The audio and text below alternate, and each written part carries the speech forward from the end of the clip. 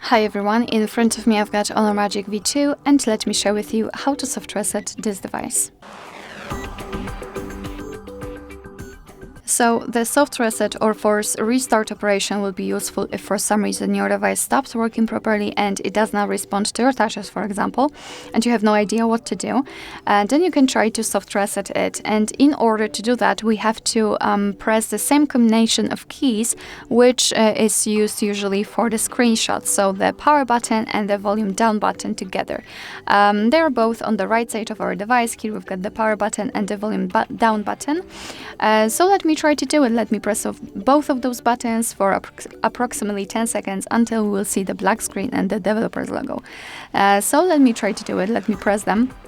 Of course, we've made a screenshot. As I said, it is pretty common to use this combination of keys for the screenshots, but keep pressing. As you can see, we've got the black screen, which is really good.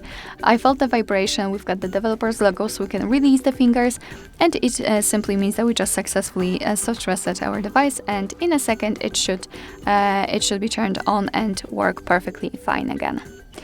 All right, so that will be all. Thank you so much for watching. I hope that this video was helpful, and if it was, please hit the subscribe button and leave the thumbs up.